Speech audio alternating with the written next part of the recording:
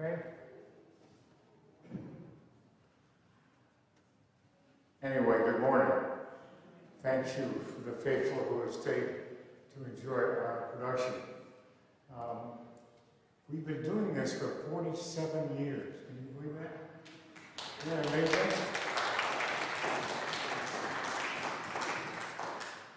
Luke, when we get to 50, we're going to have a big celebration. God willing. Anyway, as you all know, drama has always been really important to the Episcopal Church. The Episcopal Book of Common Prayer is one of the great pieces of dramatic literature. It's incredible how beautifully it's written and how Sunday after Sunday and other times we rehearse the story of our salvation in that beautiful piece of drama. A good friend of mine, a late friend of mine, Bill Kozar, when he was working at Harvard on his PhD, wrote a piece about the history of theater for the inmates at the Cambridge jail, very much like Bill. And the opening line in that I've never forgotten. The opening line begins like this: ever since the human story began, people have been going to the theater not merely to be entertained, but in order to go on living. And then he goes back and traces from people dancing around the fire, trying to figure out how they're related to the stars, to the ancient theater of Dionysus, and up to the medieval church theater, and all the way up to the 20th and 21st century, and then the 20th century, and T.S. Eliot, and other poems. I forgot to talk on my microphone. But anyway, I hope you had a chance to briefly look at the play, the story of the play and the program. This is about the 4th time we have done this play. And we've done it again and again because we love Charles Williams and we love what he has to say, and it's not often that you get to see a Protestant morality play. The last time we did it, Anna Foster played Hell, and Wendell Peter played Gabriel, and they're both in heaven now. Hope they can see this production. And Warner played Man, but this time we're giving him a rest. So, without further ado, oh, by the way, we'll have a brief Q&A afterwards, so you can ask questions about what you were just saying. So, Trinity Players proudly presents Grabbing Grace by Charles Williams, adapted by Neil Olson, Places, and Music.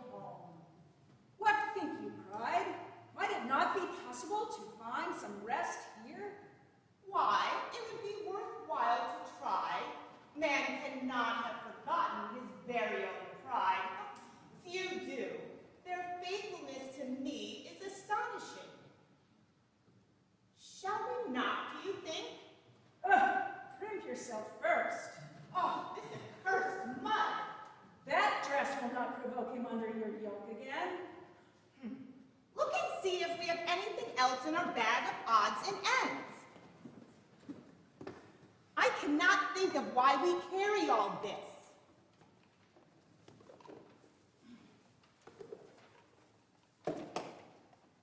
What is this red stuff? Oh, a little of Abel's blood. A drop of that in a drink gives a man heartburn. And this? Take care, a piece of Adam's tooth that he broke on his first fruit out of paradise. He has had neuralgia in his jaws ever since. And this? Thistledown? The kiss of Judas. Well, what of this? Look at this.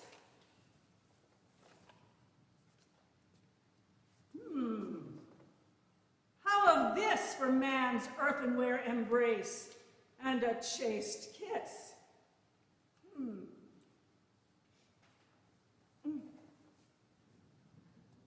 Your face looks very holy.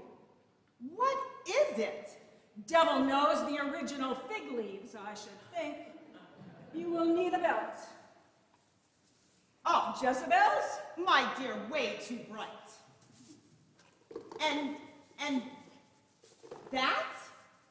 Oh, the cord with which Judas hanged himself, afterwards used to tie Peter to his cross.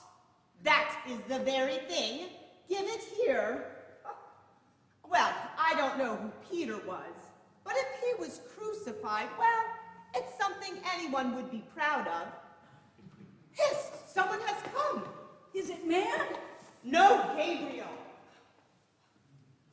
Out of sight till we find out more. Good morning, Gabriel. Where is my lord? He has gone back to the house with Grace.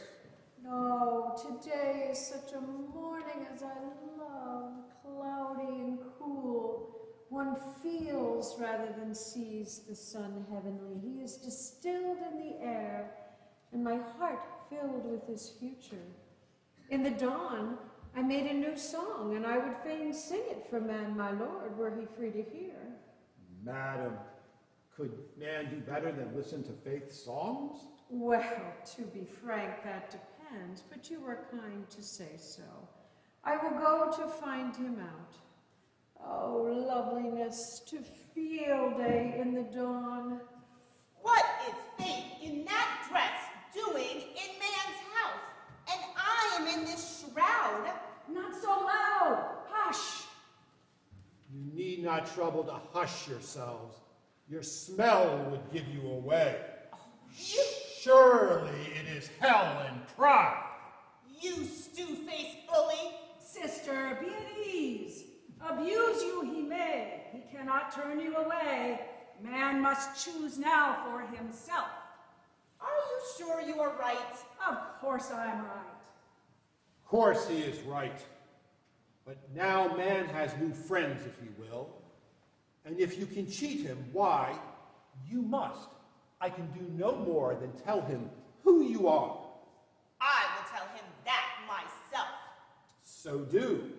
It seems perhaps you're more true than most sins to your nature, and so catch more. Double temptation, when a sin pretends to be truthful. And here is man. Now! Oh, get away. Better for me to be alone. Man! Madam, Man? ought I to know? I met a few of your veiled kind, yet, Man? by my soul, it is pride. Yes. Do you grieve? Would you have me leave without a word changed? I will, if you say go. No, stay. Where have you been? I have not seen you since... Oh, since your servants told they were lies. Indeed, I was foolish then, now more wise. I have even taken on a new name, as you can see from my dress. I am called Self-Respect. What? You are one of Emmanuel's people? Oh, he has a use for us all. What was her name? the great sinner, the woman, Mary Magdalene! even Mary Magdalene. And so for me, who did not, I may well say, sin as much as she. But was she more beautiful? Once, dear man, you thought me well enough. It is astonishing to see you. You have not changed. It's good to see you again. My own pride. No, I must say my own self-respect. And here's poor old Hell. Little tin trumpet, how do you know me? Oh, we of heaven know you all. This boy whom we call Grace is older than you, but indeed he does not look it. It was your travels in the malignant lands that have aged you more than this millennia. 1,000 years being as a day. Poor Hell, time to you is a sorry plod. Even man knows better that Hell of all pedestrians is the most tired. And tell me, dear man, how are you faring in religion? Well, I am trying to lead the Christian life. Oh, good for you. When one is minded laws, why, a certain pride may grow. I have taken self-respect as my new name to properly adjust to both praise and blame. True, one has more belief in what one can do, but it is not easy. Sir, you've been constantly helped. This boy Grace does most of the work. Oh, yes, I say no weakness, no false meekness. This humility is far too praised. You are pious, good, but it is you who are pious. I had not thought of that. Now, faith sings only of Emmanuel, and what he does, it can leave a sense of vacancy sometimes. Yes, one first needs a line of defense, even against heaven. Perfection comes slowly, and we must not be too holy all at once. Good morning, my lord. Good morning, Faith. Is this another friend of yours? Her name is Faith. Oh, she will despise me. I am poor and of no account, but I have enough respect for myself not to push in amongst my betters. Nonsense. You look very nice. You are my own self-respect, and she's my own Faith. You must know each other. Faith, this is an old friend of mine called, do I say sister? Oh, yes, I suppose, sister. Called Sister Self-Respect. And this, dear friend, is Faith. Pleased to meet you. You have known man a long while. Oh, very long. Of course, times change, and I now know he has other friends. Yes. If I have, I do not forget my old. It seems not, especially when they return, attired in neat religious habit, and prettily disposed to public prayer. At least I earn my lodging here by a decent return, by something other than song. Night was my time. Yes, my joys encourage sight, accuracy, and reason. Oh, my kisses were accurate. Each to his own gift indeed. You always had beautiful shoulders. Oh, have I not? We shall all be great friends. There is a strong feud, renewed for centuries, since our very making between this lady and myself. There is indeed, between my pleasure and your procrastination. You promising what you cannot pay, and me paying for what I need not bother to promise. Stop that noise! Noise yourself, Adam called the bird on that note while you were squeaking and squealing among the crocodiles. Oh, crocodiles, with your smiles and guiles and wiles. Hell styles himself a judge of music. Send pride away! Oh, now, Gabriel, I owe her after all so much. Besides, she understands me. She soothes me. I am not pride. I'm a demure, modest self-respect. Our feud on my side is too deep, to use abuse. I will, and I do not know her. And I used to be called Pride. Is this your charity? You overpained, overpowdered, verminious haunch of a hagbone, you dilly-down doddling, you mincing mosquito. I will not abuse you. I simply will not know you. Silence! Gabriel, keep the house quiet. Find out what Grace is doing and tell him not to. Am I not to have my own way in this house? Oh, dear man, keep us in order. Send us to pray. Rebuke us. Oh, have I hurt you? Oh, reject me if I've disturbed you. Oh, I am only yours. Anything. Sir, look! What is the matter now? What are they doing? Why, it is hell! He's throttling Grace. He's throwing him into the lake. He will drown. It has no bottom. Hell! Hey, hell there! Hell, leave him alone! Grace, we are coming! Sir, Grace can swim. There is very little that Grace cannot do. Well, it seems proper that man should run fast when heaven seems in trouble. It seems that heaven has done as much for him. Oh, sister, now we may talk sense. Poor man, he's a sweet darling, but oh, how I wish he had an adult intelligence. You can drop this feud when man is not around. Why are you so bent on having him? He will do you no good.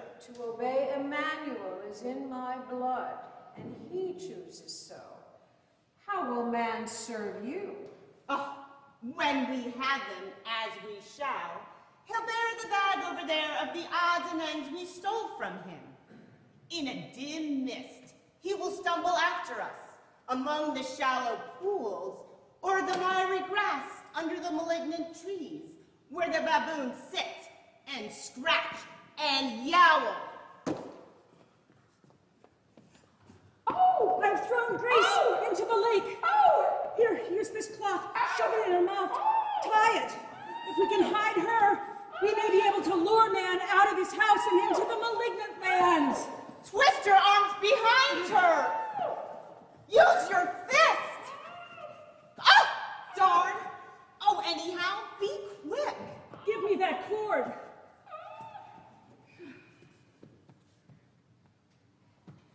Where shall we hide her? Behind that tree? No help, the bag. Excellent. Empty it. Now, over her head. Oh. Ouch! Her hands are about as delicate as iron. There. Steady. There. That settles Faith. Quick! I hear them! Put her over here. Hell, this is outrageous! He might have drowned! Oh, I would have seen to it that he came to no harm had you not been by, but since you were. But I was rash. I admit I did wrong. I apologize, gentleman to gentleman. Your friends, dearest man, are a little difficult. Faith is rude to me, and Grace to my brother. But of course, I do forgive your friends. This is where religion helps. To be oneself is to always find how much better than others one surprisingly is. I loved you once. Come, not in the house, out here, away from your people. A little walk, a little murmur. Come. I've never been able to forget you. Come. Oh, how the blood quickens. Faith's songs are sweet, sweet terribly. But to be with you is to lose terror.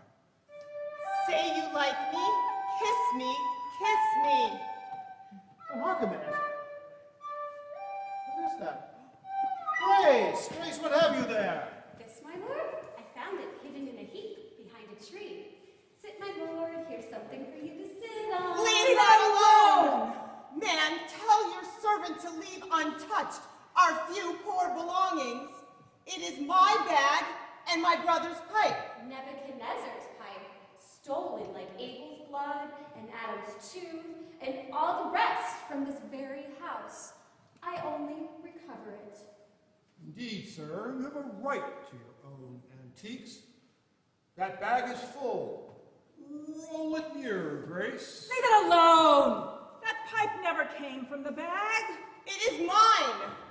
But not from the bag. That is full. It is moving. And where's Faith? How should I know? Back in the house. Something is inside that bag. Oh man, only my dear pet scorpions. I can't bear to leave them behind. Scorpions? No scorpion in a room like that.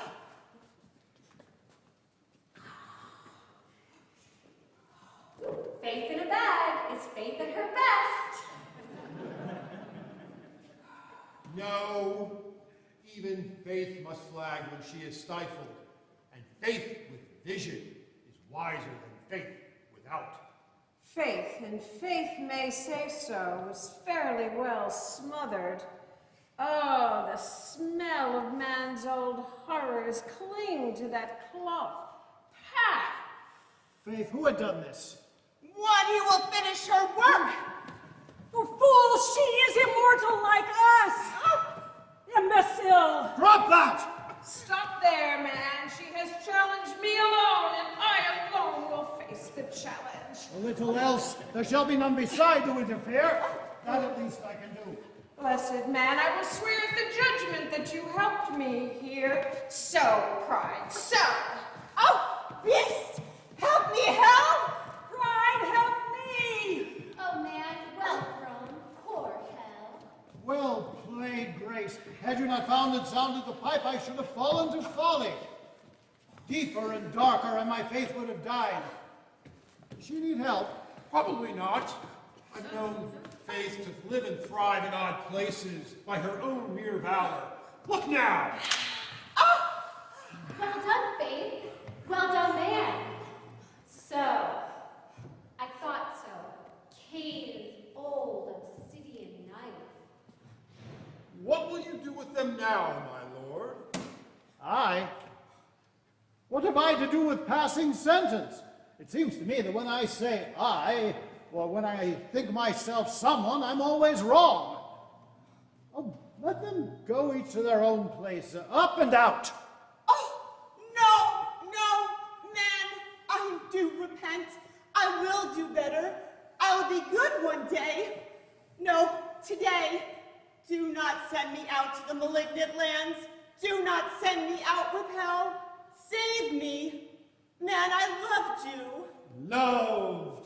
Oh, little sister, if anything was wanting, that has finished all. Call love in, and pride is lost. Come, sister, the journey begins again. No, save me. You have not gone. You have not walked with him among the pools, beyond the crocodiles and the baboons, beyond all but the quicksands that never quite swallow us, under a moon that never quite shines, in a death that never quite dies. And he... Is this pride? Oh, no pride. Oh, if you had carried that bag, the things you filled it with were beautiful beside what she can. What does he do? Dehumanizes. Dehumanizes. Oh, horrible. Oh, God, pitiful God, have mercy on all. Yes, Hal. I'm coming, Hal. The bag, Pride. Do not forget the bag. It will be filled again soon down there. And now, it is your turn to carry it, harlot. Yes, Hal. I'm coming, Hal. Here it is, Hal. Come. We'll be back. So, that is done. Now, Gabriel, there must be many things back in the house waiting for you.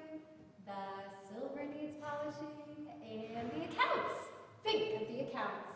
oh, Grace, if you weren't a divine gift. Yes, but I am. The accounts and dinner. While man is on earth, he must dine. And I do better myself on a certain nourishment. Remember, Cana of Galilee. Cana of Galilee, really? Dear man, I can say nothing now to cheer a broken heart, only that mine broke too.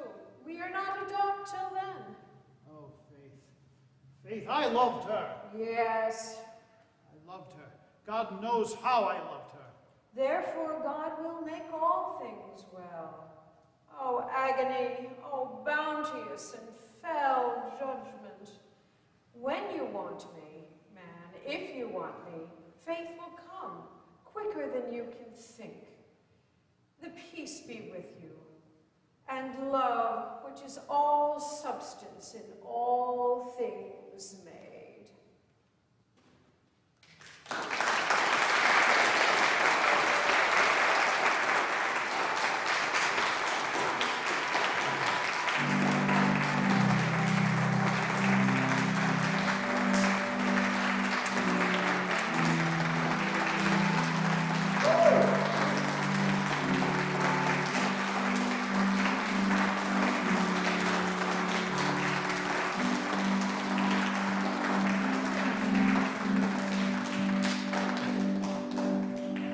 Thank you, players. That was great. So now a little Q&A. The way we'll do this is if you raise your hand, I'll give you the question. I'll repeat it so everybody can understand it. And then we'll have people talk about it, including members of the cast. And where is our dramaturg? Our dramaturg, come on up here. Please stay with me because he's the expert on all of our scripts. Has written many of them, actually. So, how about some questions? Yes, John. I'm wondering how Neil kind of customized it for Trinity players. Okay. And the question is, how did Neil customize this for Trinity players? Neil? Rule number one has to be the length of the sermon. So you cut it to like 20 minutes or shorter if you can. And rule number two, you try not to lose any of the good bits. That's really what goes on. Neil, while we have you here, before I get some of the cast involved, tell us why you like this play and why you like Williams. Well, the neat thing about this play, it's a Protestant morality play. Morality plays were medieval plays that were produced in around 1400. And Williams got the clever idea of updating it to 1940 time frame.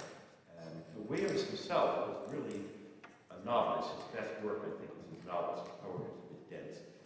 But the play was great fun, and I hope we got the theology very clear. You know, hell, grace, and pride come through clearly. I think Charles Williams was one of the inklings, along with Tolkien and C.S. Lewis. And during the 40s, they got together and read each other's works, and I think this was one of them, and it's very enjoyable work. Thank you. Patrick? Neil, did you get any insight as to why the author chose pride as the sin of capturing all the other sins in the Ten Commandments? I think he just had fun with it. Pride is a great... you see the ambiguity of pride tries to pretend to be selfless, back and back to pride. He was making a very clever point with that. And I think that was neat. I was more surprised that he picked hell as a figure myself. But it worked. And pride of the 7 deadly sins is the deadliest. Yes. Thank you. Yeah. Thank you.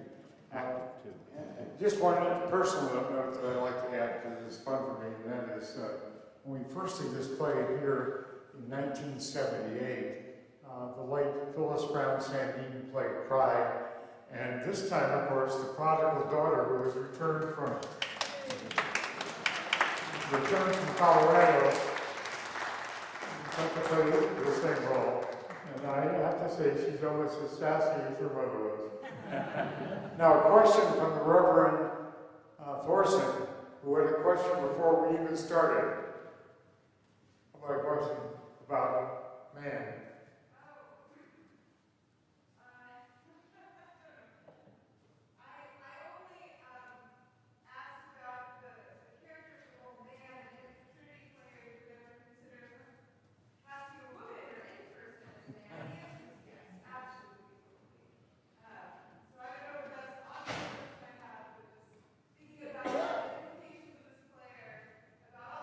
Yes, it's about, and again, man is really humans.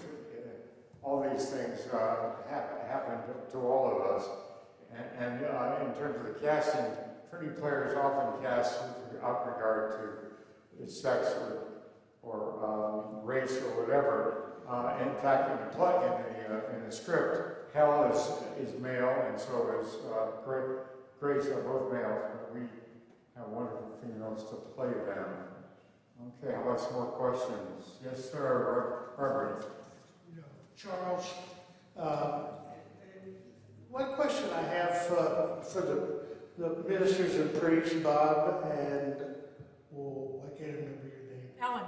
Oh my God, I know you very well, but Just call me Hal. I'm 84 years old, so I've gone to hell.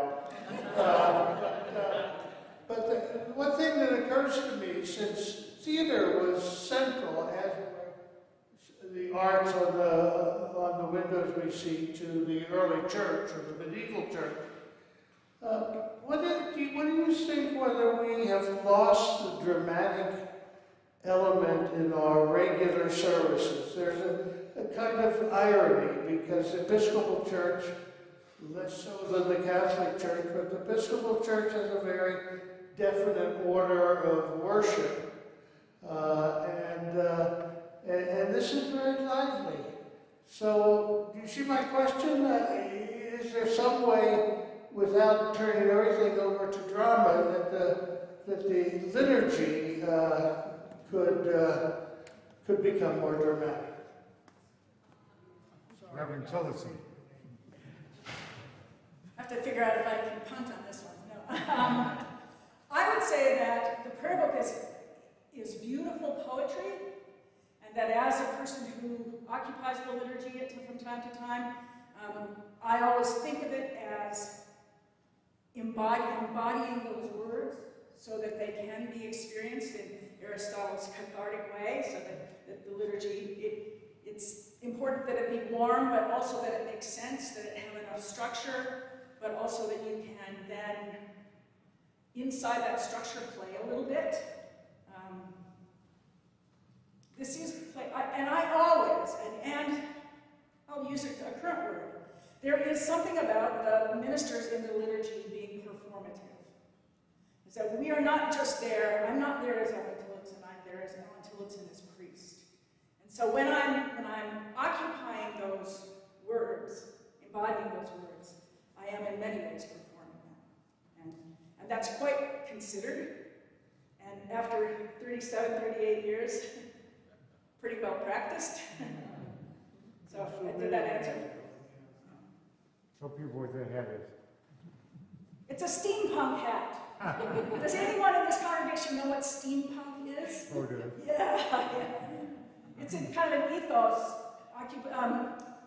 picking up bits of 19th century industrialism and punk rock.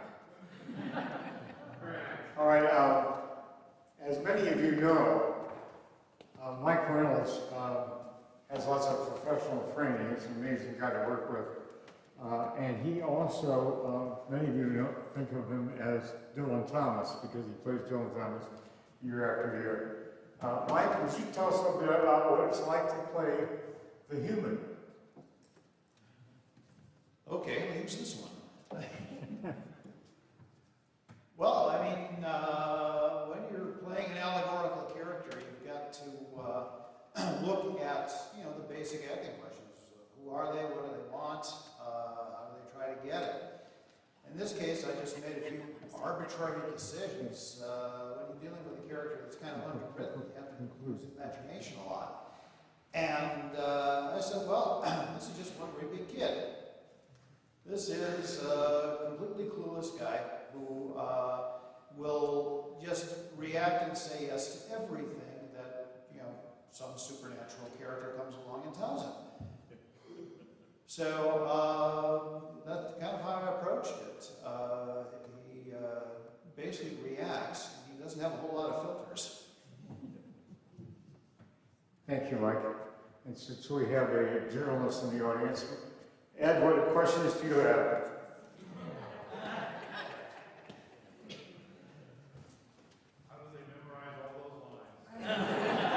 How did you memorize all those lines, Lisa?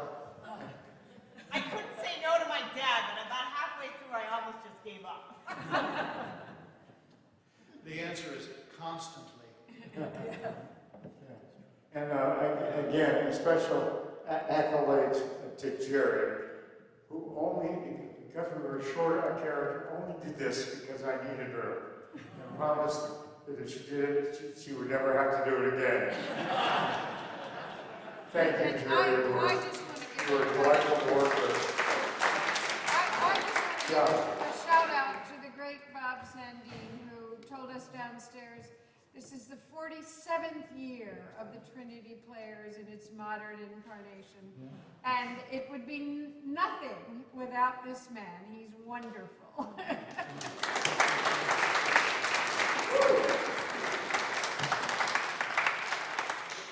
As she often does, my wife has just made what I'm about to say superfluous, but I'll do it anyway. I look around and I see many people may well understand what goes into a performance like this. I can testify to the number of nights. I barely see my wife for the last 3 weeks because at one time or another she's going to these rehearsals. So it really is hard work and repetition. And Bob here has been so involved. We have a regular every other Friday luncheon date, and he was one of them. He was working on this play so much, he left Kai Erickson and me sitting at the table. But we called him up and got him there. But nonetheless, I mean, it's really quite a wonderful thing. You have done, Bob, and all of you have done, many of you, many years. And Jerry, thanks for your 1 year. Yes, Dr. Bob. Can you tell me about Grace and Emily playing? And is it meant to be a sprite or an irritant? Thanks for the question. Okay, good. It was really fun to kind of embody this annoying figure of basically like Puck from A Midsummer's Night Dream. And as you can see, there's a lot between Nan and I where I'm constantly like, Nan, wait, look over here, and so it was very fun to kind of get into that like Puck-like spirit. So yeah, thank you. And Robert, I don't need a microphone. You have to understand that Grace is reprising a role from 17 years ago. And she came all the way back from the Czech Republic to play Grace just for you guys.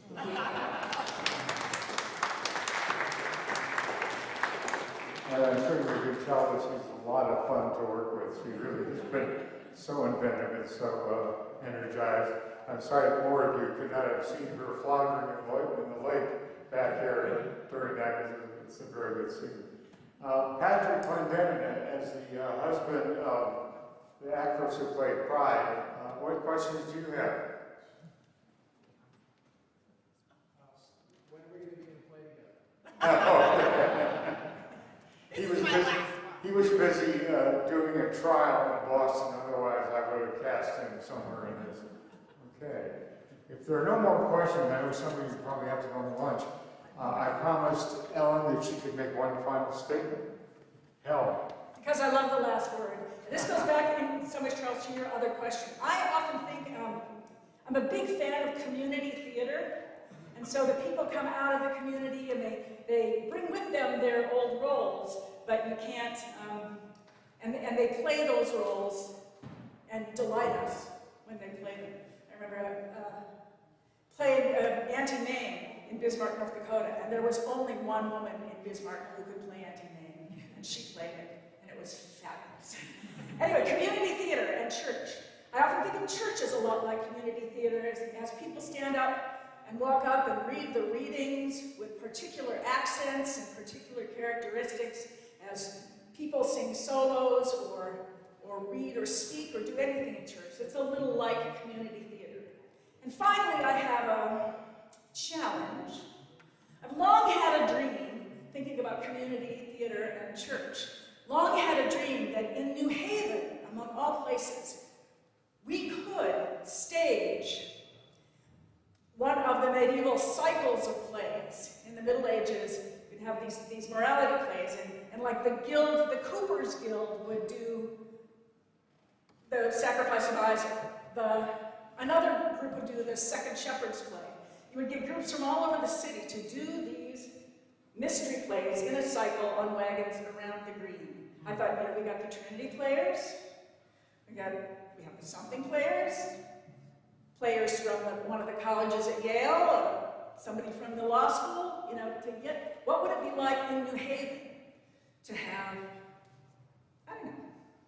Anybody want to try to make it happen? And Neil is a master at reworking old texts for a new day. I'm just saying, if anybody felt the call. I would like to say that you and I talked about doing this very many times. We talked about building one of the old pageant wagons and having it in the green. But we're now too old, I think. But if somebody wants to pick up that challenge, it would be a great challenge. Finally, thank you so much for coming. And remember, the Trinity players is meant to be anybody in the community, anybody in the parish who would like to be involved. For some time, you read a lot, you ought to be involved at some point, and you ought to be involved. And I'm constantly looking for more actors, especially younger ones. So let me know if you'd like to be involved in our next production. Thank you so much for coming.